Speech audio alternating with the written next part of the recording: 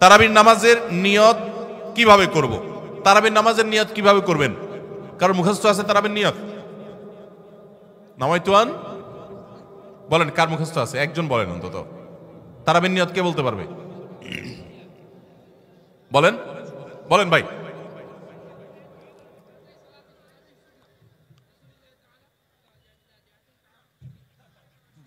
মাশাআল্লাহ মাশাআল্লাহ, এই ভাইয়ের পুরস্কার দেওয়া উচিত।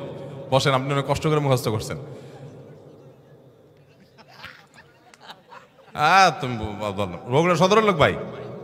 কালু কাহালু। আচ্ছা ভাই, তারাবির নামাজ বা যে কোনো নামাজের নিয়ত জরুরি। নিয়ত ছাড়া কোনো আমল হবে না।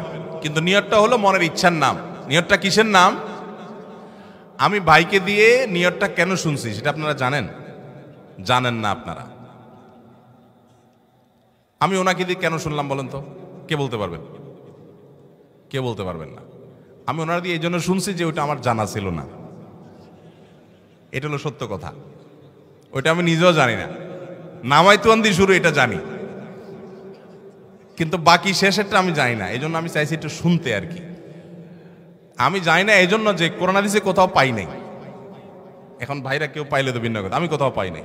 এই নিয়ত মুখে এরকম গদবাদা উচ্চারণ করা, হ্যাঁ এটা পাইছি আমরা ছোটবেলা বগদাদি কায়দায়।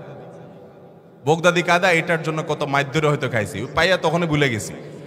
এটা পরবর্তীতে কোরআন হাদিসে যেহেতু পাই নাই, এই জন্য আর আমরা ওটা মুখস্থ করি নাই। ভাইরা আমার, নামাজের জন্য এরকম নামাইতুয়ান, এরকম গদবাদা যে দোয়া আমরা শিখেছি, এগুলোর কোনোটি কোরআন বা সুন্নাহর কোথাও আমরা নিয়ত করব মন থেকে যে আমি তারাবির নামাজ পড়ছি, বাস এটা আমার ইন্টেনশন আছে, নিয়ত আছে, মনে আছে, এটাই যথেষ্ট। মুখে উচ্চারণ করা জরুরি না, এবং মুখে উচ্চারণ করা এটা সুন্নাহও না। নবী সাল্লাল্লাহু আলাইহি ওয়াসাল্লাম শেখানো না। এটা আমাকে ইবাদত করতে হবে তার পদ্ধতিতে। কোনো হাদিসে যদি উৎসাহ দেওয়া না থাকে, আমি কেন সেটা করতে যাব, কসরত করতে যাব? তবে হ্যাঁ, নিয়তটা হলো অন্তরের ইচ্ছার নাম, সেটাই যথেষ্ট। আলাদা মুখে নামাইতুয়ান পড়ার দরকার নেই।